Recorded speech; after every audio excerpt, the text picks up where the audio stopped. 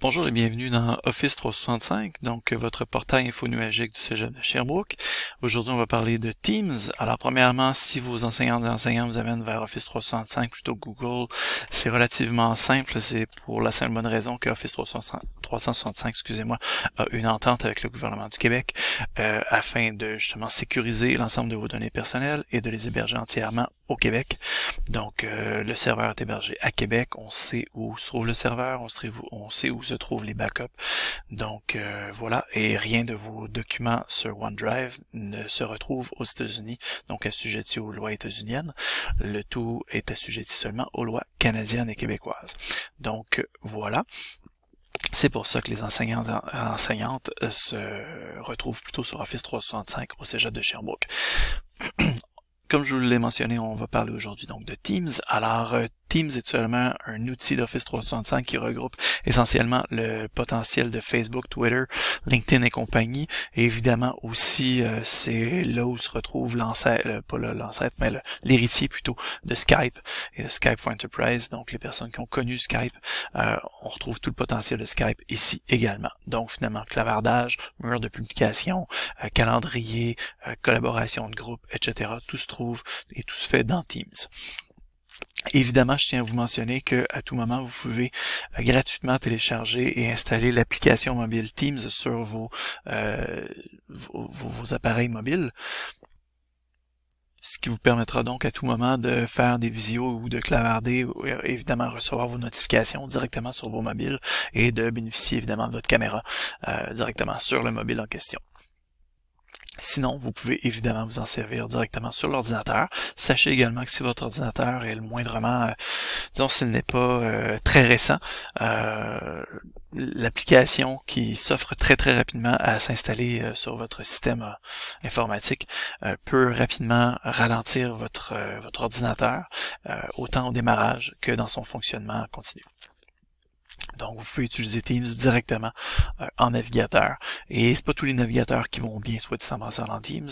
Donc, pour un rendement optimal, généralement Google Chrome va faire un très bon travail pour un rendement optimal de Teams en navigateur. Donc, on ouvre Teams, on s'en va directement là, et on peut donc à tout moment, dans le clavardage, évidemment, partir un clavardage. Donc, on peut démarrer un nouveau clavardage et chercher, disons, Gepetto Tremblay. Alors, on cherche un Tremblay. Alors, on écrit tout simplement le nom de famille et on va chercher tout simplement comme ça. Ce sera beaucoup plus efficace que chercher son prénom. Alors, on entre le nom de famille, virgule, et là, on peut avoir l'ensemble des Tremblay sans problème. Malheureusement, Gepetto n'est pas dans le bottin parce qu'il n'existe pas. Mais si tout d'un coup, je décidais de parler à Amélie, qui est une de mes collègues, alors que je salue, donc Amélie, je pourrais commencer à clavarder avec elle, et à partir du moment que je viens saisir dans la barre de saisie de texte ici, vous voyez les médaillons donc d'appel vidéo et d'appel audio qui apparaissent, donc je peux d'emblée démarrer une conversation audio ou vidéo avec Amélie. Sinon, je peux évidemment commencer à écrire ce que je veux, écrire ce que je veux dans le respect de la netiquette du Cégep de Sherbrooke, évidemment. Donc, je peux modifier la police, je peux entrer tout simplement des paramètres de diffusion, donc je peux retarder ma diffusion, je peux joindre des fichiers, je peux joindre évidemment des emojis, un GIF animé, des autocollants. Excusez-moi. Donc ensuite de ça, je peux planifier une réunion avec Amélie sans problème. Je peux évidemment aussi déposer du matériel stream. En fait, donc finalement, ce sera pas tant un dépôt, mais surtout un lien vers des vidéos stream qui existent déjà. Je peux également utiliser Praise qui est moins utile dans votre cas, mais surtout, ce qui est intéressant, c'est de venir chercher dans les trois petits points différents autres outils. Donc, soit ceux déjà préalablement offerts, sinon je peux aller chercher d'autres outils, d'autres applis possibles. Donc voilà, et je peux envoyer.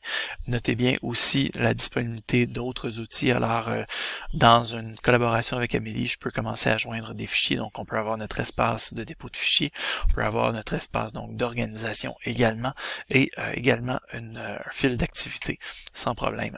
Donc finalement, réalisez que sans même partir de Teams, je peux déjà démarrer une conversation et avoir un espace collaboratif avec une ou plusieurs personnes sans problème. Parce que j'ai mentionné Amélie, mais je pourrais également ajouter d'autres personnes à la discussion. Donc juste ici, j'ai mon onglet pour ajouter d'autres personnes. Et donc je peux commencer à chercher un de mes collègues, tiens, Julie. Alors là, je pourrais ajouter Julie Dion et je pourrais continuer à ajouter d'autres personnes de cette manière-là. Voilà qui est ça pour ce qui est de l'espace clavardage. L'espace équipe, évidemment, ce sont les équipes, les teams auxquels je fais partie. Soit dit en passant, j'allais oublier, mais l'espace clavardage s'appelle dans d'autres licences l'espace conversation. En passant. Donc, pour les équipes, donc vous avez l'ensemble des teams auxquels vous faites partie, donc autant en tant qu'invité que en tant que propriétaire, parce que oui, en tant qu'étudiante et étudiant, vous pouvez à tout moment vous créer des teams. Donc, juste en haut à droite, vous pouvez vous joindre ou créer une équipe en cliquant ici. Et donc là, vous pourriez créer une équipe ou vous pouvez également vous joindre à une équipe à l'aide d'un code. Donc, voilà, vous avez les deux possibilités. Voilà qui est ça. Donc, à l'intérieur d'une équipe, comment est-ce que ça fonctionne? Donc, à l'intérieur même de l'équipe, vous pouvez avoir plusieurs canaux. Parfois, un canal masqué, masqué par le propriétaire ou la propriétaire, qui s'avère généralement, la plupart du temps, du moins, être votre enseignante ou votre enseignant. Mais donc, sinon, vous avez différents autres onglets possibles qui s'appellent les canaux. Et donc, voilà.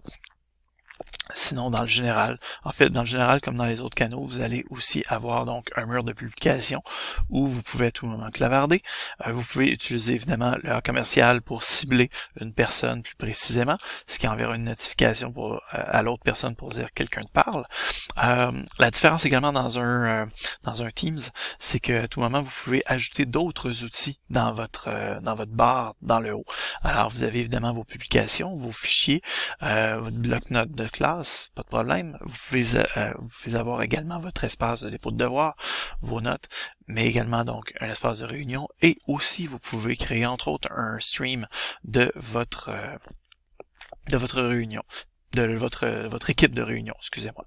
Stream en passant, qui est finalement l'outil de diffusion vidéo. Finalement, c'est le YouTube de Office 365, donc c'est l'outil de diffusion de vidéo locale, donc de la communauté Cégep de Sherbrooke, ce qu'on appelle un SharePoint.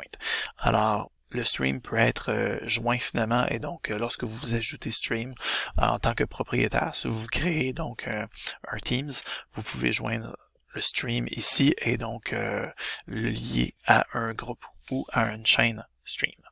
Ensuite de ça, vous pouvez évidemment aussi avoir l'onglet devoirs, donc ce sera vraiment votre espace pour vos devoirs, votre espace calendrier. Lorsque vos enseignantes et enseignants ajoutent d'autres événements, ce sera votre espace pour ça. Vous avez un espace d'appel également, donc des contacts suggérés, les appels manqués, les appels réussis évidemment, donc voilà, qui ont eu lieu. Et vous pouvez aussi ajouter d'autres applis suggérés, donc vous pouvez avoir un accès rapide à Stream, un accès rapide à Class Notebook, etc. Donc à votre OneNote et autres. Le planificateur, ça va être tout simplement un to-do list, en gros. Donc voilà. Et complètement dans le haut, évidemment, vous avez l'onglet activités qui vient tout simplement juste rappeler que vous avez de nouvelles activités, d'autres éléments à réaliser, à voir, à remarquer. Voilà. Lorsque vous êtes invité dans d'autres Teams, vous pouvez donc évidemment aussi retrouver Teams dans d'autres Teams de d'autres cégeps, de d'autres universités. Alors voilà. Et vous avez évidemment aussi les 3 petits points à tout moment dans votre Teams pour gérer votre équipe, si vous êtes créé une équipe. Donc, voilà qui est ça. Si vous avez d'autres questions, n'hésitez pas. tic.ssr@gmail.com tic.ssr@gmail.com